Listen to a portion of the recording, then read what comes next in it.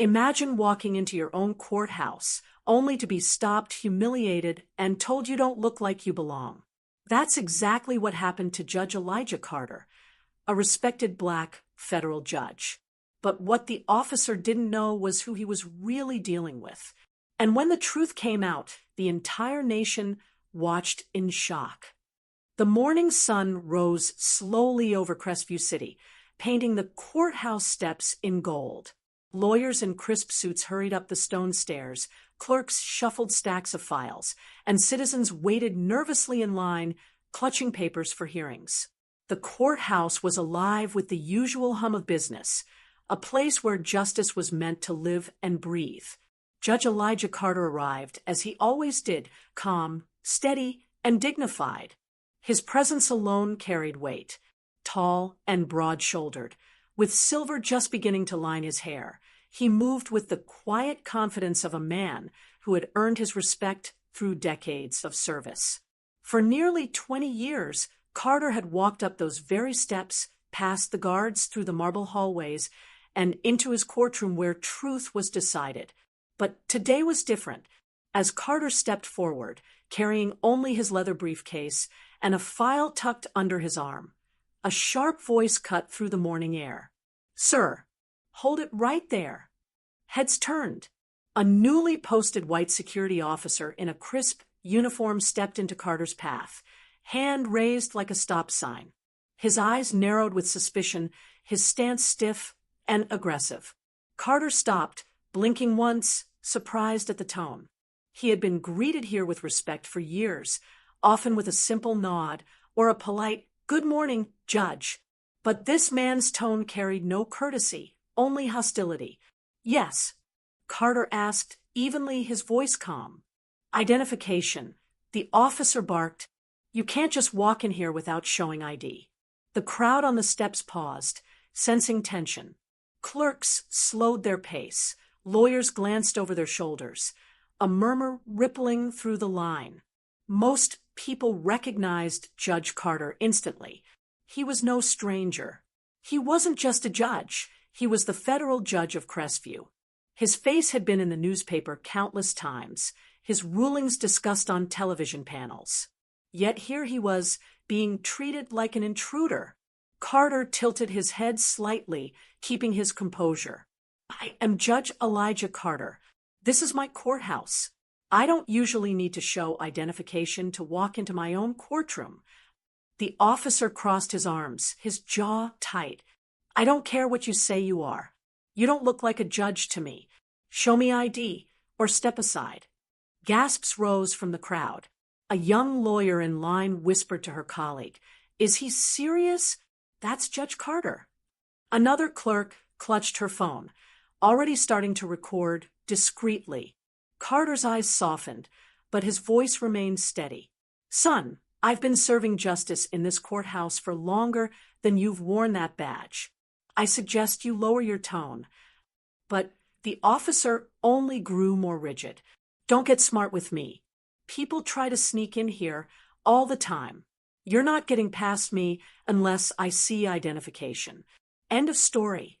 A hush fell over the steps. The arrogance was shocking, the disrespect so blatant that people didn't know whether to intervene or just watch. One elderly man whispered, "That officer has no idea what he's doing." Another muttered, "He's digging himself into a hole." But Carter stood tall, refusing to hand over his dignity. He didn't raise his voice.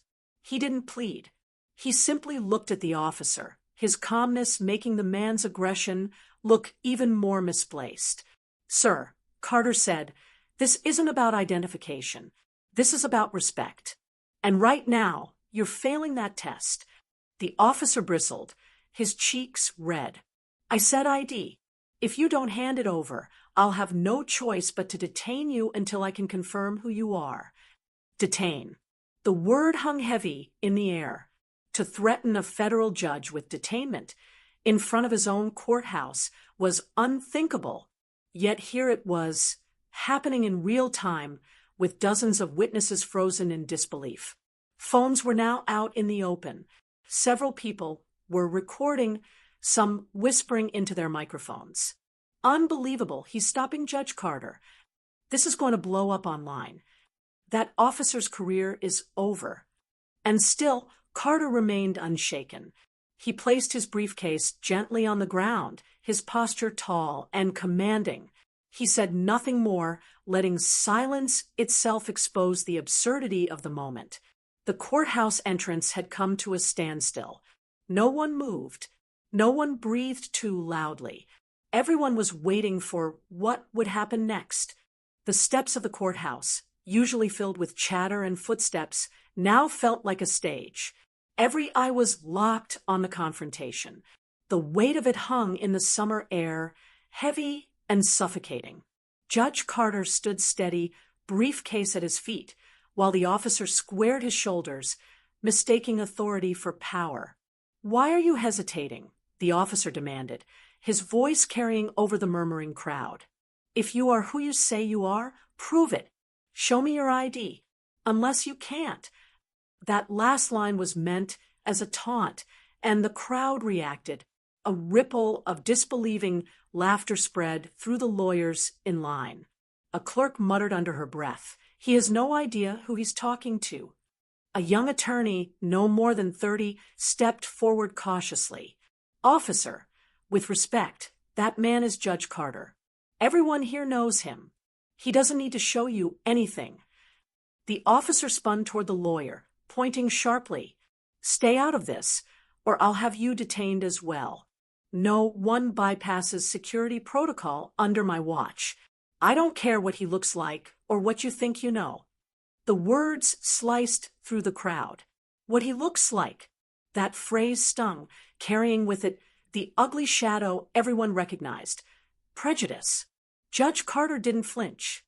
His expression was calm, his silence deliberate.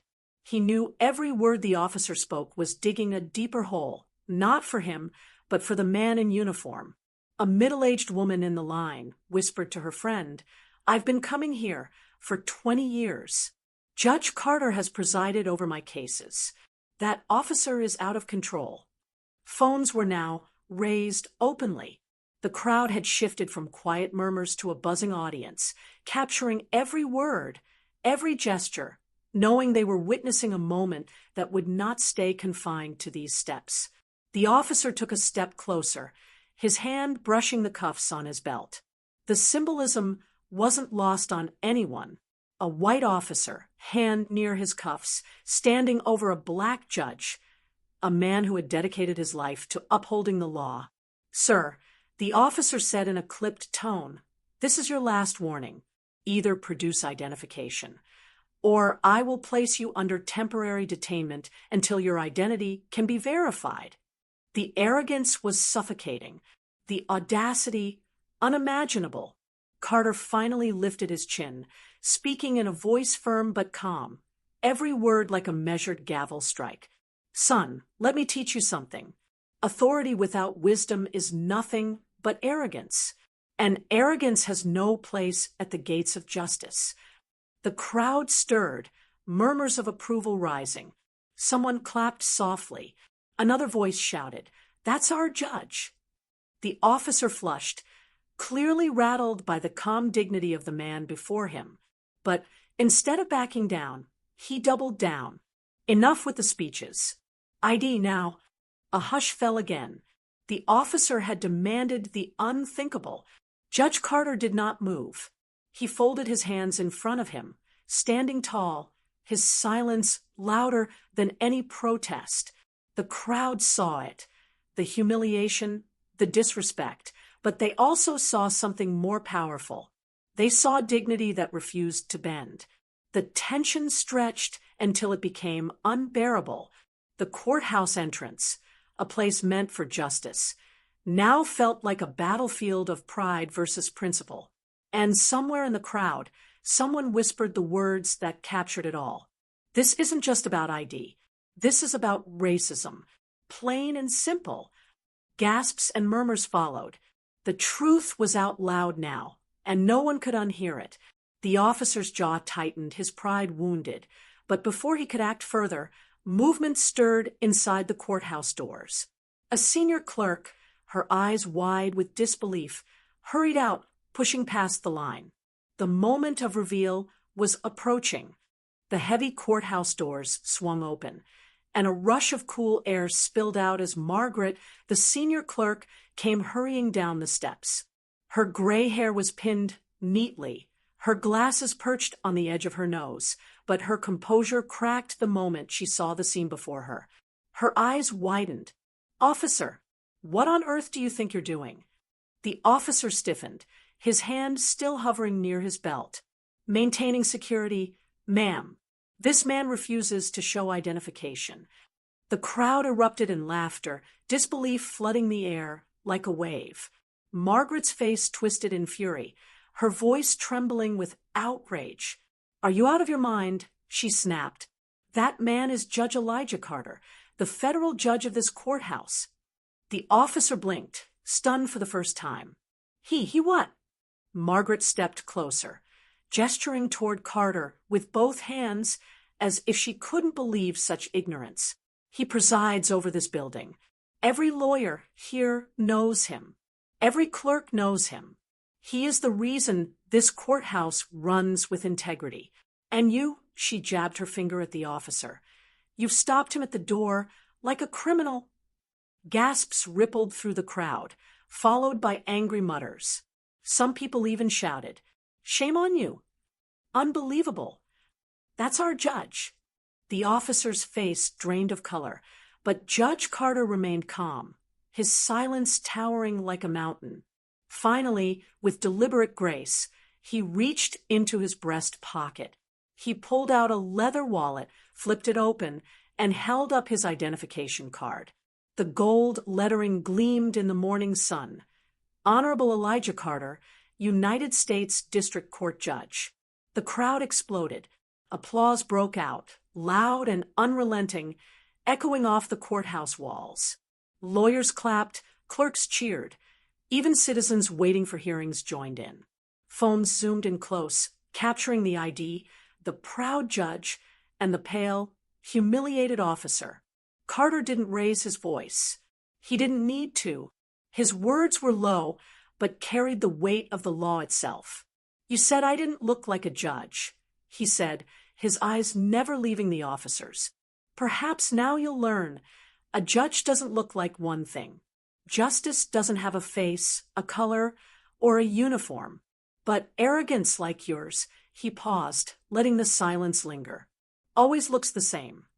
The officer swallowed hard, his arrogance crumbling into panic.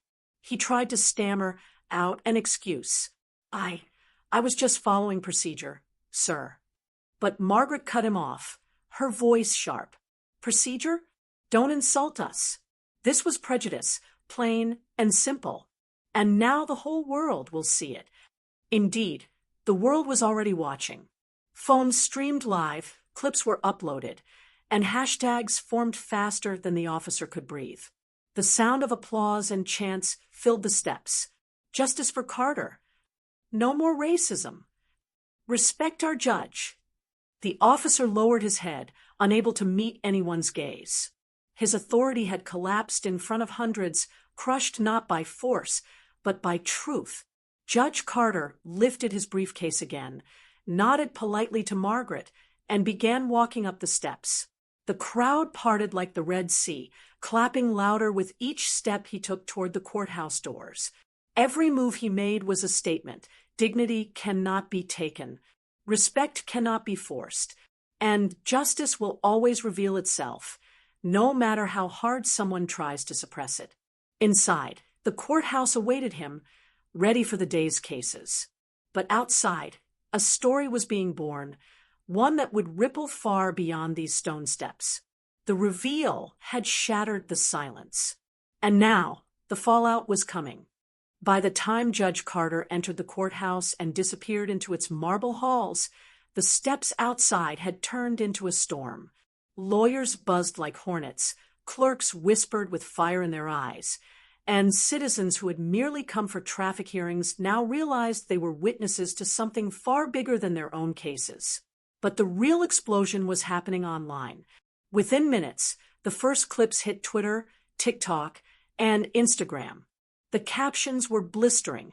White officer stops black federal judge. Refuses to believe he's a judge. He said, "You don't look like a judge." This is racism live. Judge Carter shuts him down with dignity. Watch the crowd clap. Hashtags appeared instantly. Hashtag justice for Carter. Hashtag courthouse racism. Hashtag he didn't know. The videos spread like wildfire. By the afternoon, millions had watched the clip of Judge Carter calmly raising his ID, while the officer shrank under the weight of the crowd's applause. News anchors picked it up. A federal judge in Crestview was stopped outside his own courthouse today in what many are calling an act of blatant racial profiling, one reporter declared on the evening news. Social media poured gasoline on the fire. Comment sections raged with anger. Imagine telling a federal judge he doesn't look like a judge. That's racism at its core. This officer didn't just disrespect a man, he disrespected the law itself. Judge Carter is a king. The way he handled that was pure class. By nightfall, the video had gone viral nationwide. Civil rights leaders, politicians, and celebrities weighed in. Tweets from high-profile voices lit up the internet. When will we learn? Judge Carter deserves our respect, not humiliation. A robe doesn't erase racism. This judge showed grace under fire. This is America in 2025, still fighting the same battle. Back at the courthouse, the fallout was immediate. The chief of courthouse security summoned the officer into his office. The once confident man now sat pale and silent as his superior listed the charges: gross misconduct, racial profiling, and disrespect of a federal judge. "You embarrassed this courthouse in front of the entire nation," the chief said coldly. "You disrespected one of the most respected men in this state. You didn't just fail at your job, you made a mockery of it. Effective immediately, you are suspended pending investigation." The officer tried to argue, stammering about just following procedure, but the excuse rang hollow. Everyone knew it wasn't procedure, it was prejudice. Meanwhile, Judge Carter continued his day as if nothing had happened. He presided over hearings, listened to arguments, and handed down rulings with the same calm authority he always carried. But inside the courthouse, whispers followed him like a tide. Staff bowed their heads in respect, lawyers greeted him with newfound reverence, and even jurors seemed awed to be in his presence. He had faced humiliation in public and turned it into a moment of undeniable power. Outside, protesters began gathering. By evening, dozens stood on the courthouse steps holding signs. "Respect our judge. Justice has no color. Dignity for all." The officer who had tried to reduce Judge Carter to just another black man with no ID was now the most hated man in the city. His name and photo flooded the internet, and by midnight, the nation knew him not as a protector of law, but as a symbol of arrogance and racism. And yet, through it all, Judge Carter said very little. He didn't rant. He didn't demand vengeance. He let the truth do the work, because he knew sometimes the loudest gavel is silence. The storm outside the courthouse raged for days. News vans lined the block, microphones swarmed the steps, and reporters begged for statements. Social media kept the fire alive, with clips of Judge Carter's calm defiance replayed millions of times across screens. But Judge Carter himself stayed silent. He continued his duties in the courtroom, refusing interviews, refusing to make the spectacle about him. He knew the power wasn't in fanning the flames. It was in choosing the right moment to speak. That moment came 1 week later. The main courtroom was packed beyond capacity. Lawyers filled the benches, clerks lined the walls, citizens crowded the gallery, and television cameras stood like sentinels. Everyone had come to hear Judge Carter address what had happened on those courthouse steps. When he entered, the room rose to its feet. The applause wasn't loud like the courthouse steps had been. It was steady, reverent, the sound of respect. Carter took his seat, adjusted his robe, and allowed the silence to fall. Then, in a voice rich with calm authority, he began. Last week, I was stopped at the doors of this courthouse, not because I failed to meet security protocols, not because of any legitimate concern, but because of how I was perceived, because of my color, because of prejudice. The room was silent, every breath caught in the air. I was told I didn't look like a judge. I was told to prove myself. And though I revealed my identity, the truth is, this was never about proof. It was about dignity, and dignity should never be questioned at the door of justice. His words rolled like thunder across the chamber. This courthouse does not belong to one man or one officer or even one judge. It belongs to the people, to every citizen, no matter their race, their faith, or their station in life. When prejudice blocks the door, it does not just humiliate one person. It diminishes the very idea of justice itself. He paused, scanning the room. Cameras zoomed closer, capturing the fire in his eyes. And so I say this: justice has no color. The law wears no face. And prejudice has no place in this house, or any other house built upon the promise of equality. The gallery erupted in applause. Lawyers stood, clapping until their palms stung. Clerks wiped tears from their eyes. Citizens shouted, "Bravo!" and "Yes, Judge." Carter raised his hand gently, bringing the room back to silence. To the officer who stopped me, he continued, his tone steady, "I bear no hatred. I seek no vengeance. But let this moment be a lesson, not just for him, but for all of us. Authority without humility is dangerous. Power without respect is empty. And justice without equality is no justice at all." When he finished, the applause shook the walls. Reporters scrambled to send out quotes. Headlines flashed across the nation. And the world heard not the voice of a victim, but the voice of a leader. In the days that followed, the courthouse implemented sweeping reforms. Security officers were retrained, protocols revised, and cultural sensitivity sessions made mandatory. More importantly, conversations ignited in homes, schools, and city halls across the country. People debated what justice should look like, and Judge Carter's words were at the center of it all. The officer who had tried to strip Carter of dignity quietly resigned. His name faded, remembered only as a cautionary tale of arrogance. But Judge Carter's reputation soared, not because of the robe he wore, but because of the grace he showed when tested. Weeks later, as Carter walked once again up the courthouse steps, the crowd did not stop him. Instead, they greeted him with nods, with smiles, with respect. Lawyers tipped their heads, clerks whispered his name with admiration, and citizens whispered to each other, "That's Judge Carter." This time, no one asked for identification. His presence alone was enough. And as the doors of the courthouse opened for him, the lesson remained clear. Dignity cannot be denied, justice cannot be silenced, and prejudice will always be exposed in the light of truth. The humiliation that began as a stop at the door had become a story for the nation.